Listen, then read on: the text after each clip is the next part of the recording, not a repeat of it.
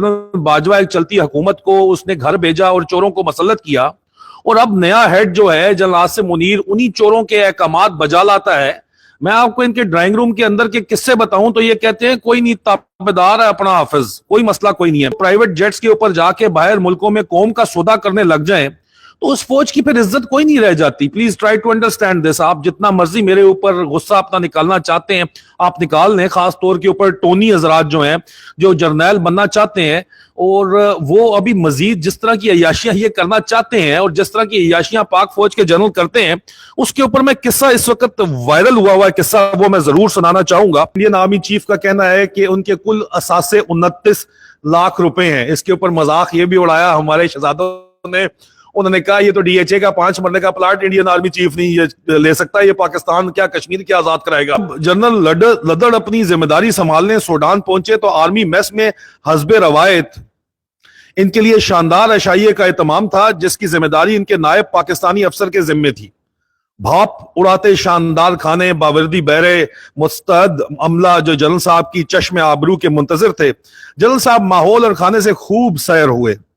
खाने से फारिग होकर जनरल लद्दड़ अपने बेडरूम में पहुंचे तो वहां भी अनवाओ अकसाम के फल और खुश्क मेवे इनके लिए मौजूद थे। कहा जाता है कि जनरल जसबीर सिंह लद्दड़ अपने प्रोटोकॉल से खूब लुत्फानंदोज हुए और अगले दिन बर्रे सगीर से ताल्लुक रखने वाले अपने मातहत अफसरों से इसी पस मंजर में एक वाकया शेयर किया। यह वाकया जाहिर है कहीं छपा तो नहीं, लेकिन सीना गजट से यहां वहां पहुंचा।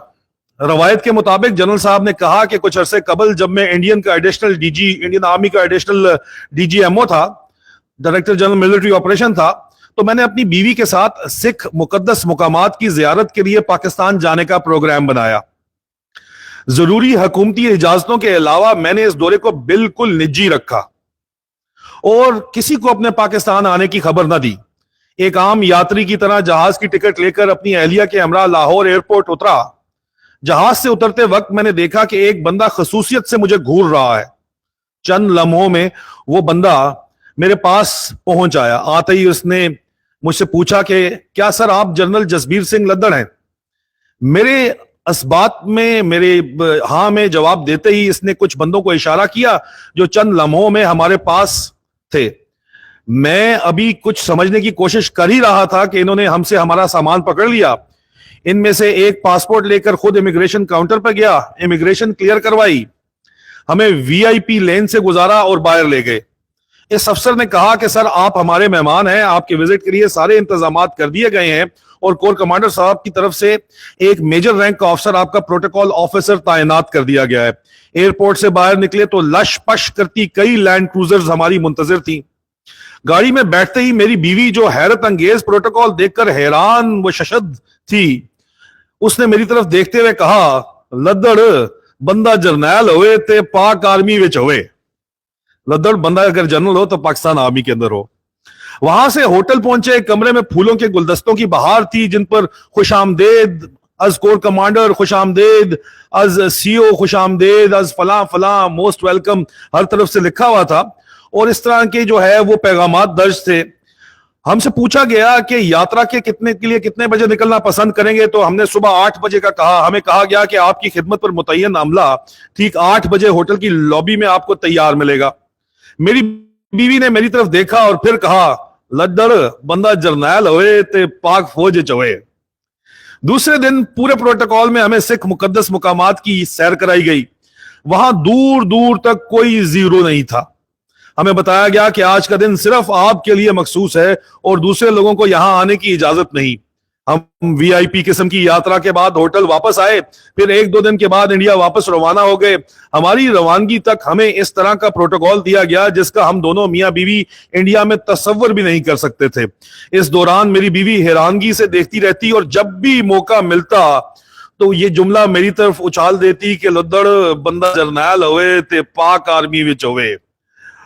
बल्कि अब भी अक्सर मुझे मेरी बीवी ये कहती है जब भी हमारे हालात देखती है कि लद्दड़ बंदा जरनैल होए ते पाक आर्मी विच होए।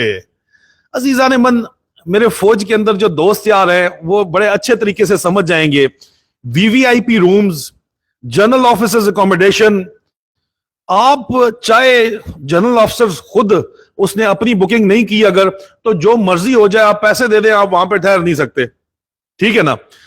एक अलग कल्चर है, बिल्कुल ही अलग थलग उनको किया हुआ है। बड़े बड़े महल नुमा फ्लैग स्टाफ हाउसेस, इनको देख के ही टोनी जर्नैल बनना चाहते हैं। उनकी बीवियां भी एक दिन जी भाभी भाभी जान, बड़ी भाभी जान बनना चाहती हैं। मिसेस जीओसी, मिसेस को कमांडर बनना चाहती हैं। मिसेस सीजीएस, मिसेस चीफ बनना चाहती हैं, ताकि वो अपने ऑर्डर्स चला सकें, उनके अपने प्रोटोकॉल साथ साथ चल सके, उनके अपने एडीसीज उनके आगे पीछे फिर सकें। शहनशाहियत जिस तरह की पाक फौज के अंदर है, क्या हम ये अफोर्ड कर सकते हैं? अजीजा ने मन, मैंने सिर्फ आपसे ये पूछना था, क्या ये पॉसिबल है कि इसी तरह इस निजाम को चलते रहने दिया जाए और किसी से पूछा ना जाए? और अगर आपने चलते ही रहने देना है तो चलाते रहें। आपको कोई पूरी कौम कहती है अल्लाह दा वास्ता है लद्दड़ बंदा जरनैल होवे ते पाक फौज च होवे ते तुसी जरनैल ही बने रहो। और ਤੁਹਾਨੂੰ अल्लाह दा वास्ता है, तुसी कौम दी ते कौम ਨੂੰ तो माफ कर दो। आपने पूरी के पूरे मुल्क के ऊपर अपनी राजधानी जो बनाई हुई है, उसको तो अल्लाह का वास्ता है कि छोड़े, उनको तो आजादी के साथ जिंदगी जीने दें अपनी। आपने यहां पे जो खास तौर के ऊपर आईएसआई में आपके जर्नैल हैं, ब्रिगेडियर है, टोनी है, सेक्टर कमांडर हैं, जिस तरह की वो हरकतें और जिस तरह के वो इंसानी हकूक की खिलाफ वर्जियां कर रहे हैं, और कोई बंदा बोले तो उसको गायब करवा देते हैं, उसको उठवा देते हैं, उसको चुकवा देते हैं। और अगर कोई बंदा आपको कहे कि नहीं ये बात जो आप कर रहे हैं आपके अपने इदारे के अंदर करें, तो उसका पूरे का पूरा कैरियर आप बुक करवा देते हैं। क्या इस तरह ये हालात जो है वो ठीक होंगे? दूसरा अजीजा ने मन, आपका जो सवाल मुसलसल पूछा जा रहा है कि क्या एटमी प्रोग्राम को गिरवी रख दिया गया है।